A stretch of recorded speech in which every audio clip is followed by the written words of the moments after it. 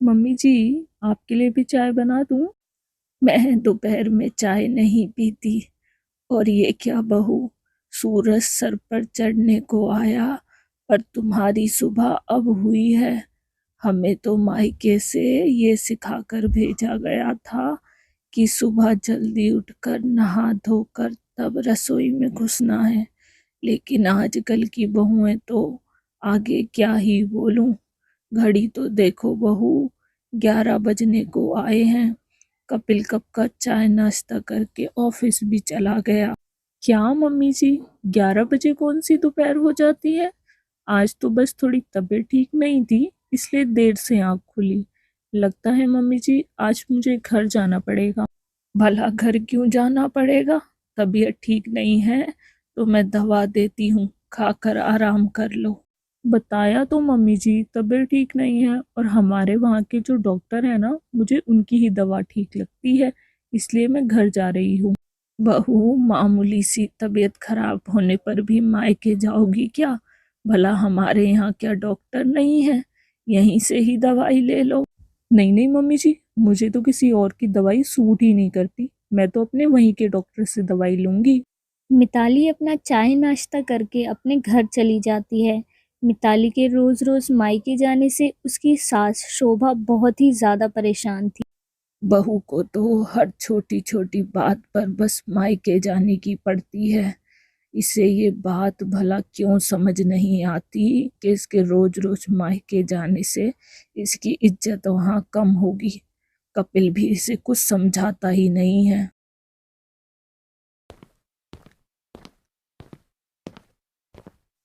बहू, कल घर में कुछ मेहमान आ रहे हैं, तो तुम कहीं जाने का प्रोग्राम मत बना लेना। मम्मी जी, ऐसा था तो आपको पहले बताना चाहिए था ना। कल मेरी भाभी मायके जा रही है और मेरी माँ घर में अकेली रहेंगी। मुझे तो उनके पास जाना है। समधन जी अकेली हैं तो बहू ने यहाँ बुला लो। तुम्हें वहां जाने की क्या जरूरत है? ठीक है मम्मी जी, नहीं जाती मैं। और मम्मी के तो घुटनों में दर्द है, वो तो यहाँ नहीं आ पाएंगी। और ज्यादा से ज्यादा क्या होगा, मम्मी घर में अकेली रहेंगी तो पीछे से उनकी तबीयत बिगड़ गई तो उनका ख्याल रखने के लिए कोई नहीं होगा। लेकिन कोई नहीं, मैं तो मायके नहीं जाती, मैं आपके मेहमानों का ध्यान रखूंगी। मिताली की बात सुनकर शोभा परेशान होकर मन ही मन सोचने लगी।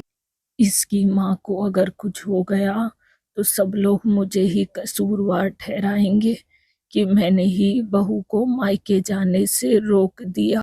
ठीक है बहू, तुम मायके चली जाओ, मेहमानों को मैं संभाल लूंगी। मिताली अगली सुबह तैयार होकर अपने मायके चली जाती है। शोभा बेचारी अकेली घर का सारा काम करती।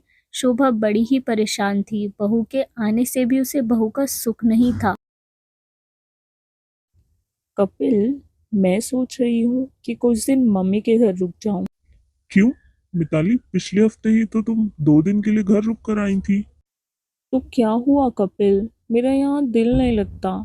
तुम भी ऑफिस चले जाते हो और भला मम्मी जी से मैं कितनी बातें करूं। जाने दो ना कपिल।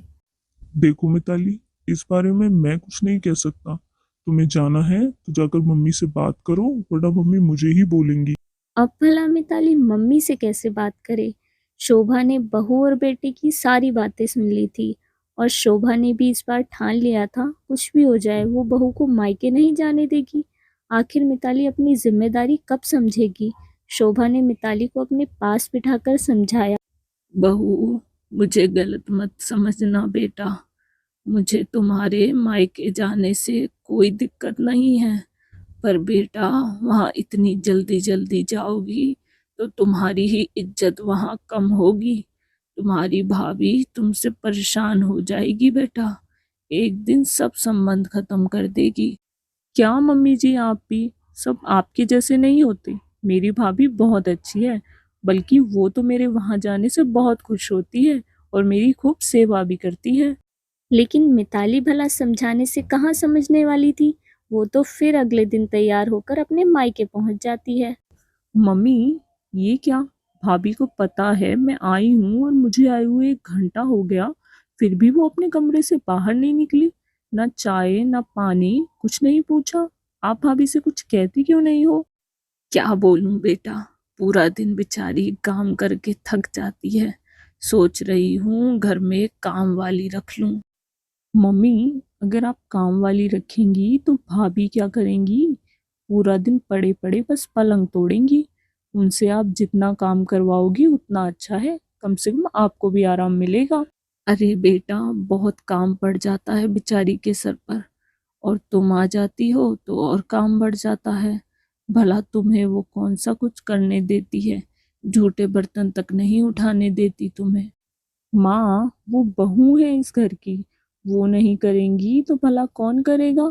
और तुम इतना सर पर मत चढ़ाओ भाभी को। बस करो मिताली, जरा धीरे बोलो। बहू ने सुन लिया तो खामखा बवाल खड़ा हो जाएगा। वो बेचारी सारा दिन मेरी सेवा करती है, घर का काम करती है, उसके खिलाफ मैं कुछ नहीं सुनूंगी। मोना दूर खड़े होकर उन दोनों के बीच में हुई सारी बातों को सुन लेती है। दीदी, मुझे बोलना तो नहीं चाहिए पर आज बोले बिना रुकूंगी भी नहीं। सोचकर देखो, अगर आपकी तरह मैं भी रोज रोज अपने मायके में पड़ी रहूं तो आपकी मम्मी का कौन ध्यान रखेगा, और आपके यहाँ आने पर आपकी सेवा कौन करेगा? आप तो मम्मी जी को मेरे ही खिलाफ भड़का रही हो। मिताली, तुम मेरी बहन हो, लेकिन मोना मेरी पत्नी है, जिसने मेरे घर को बहुत अच्छे से संभाल रखा है। मेरा और मेरी माँ का बहुत अच्छे से ध्यान रखती है। इसके खिलाफ मैं गलत नहीं सुनूंगा। जो बात तुम मम्मी से कह रही थी वही बात कोई तुम्हारी सास से कहता तो यहाँ माँ को भड़काने से अच्छा है तुम जाकर अपना घर संभालो मिताली।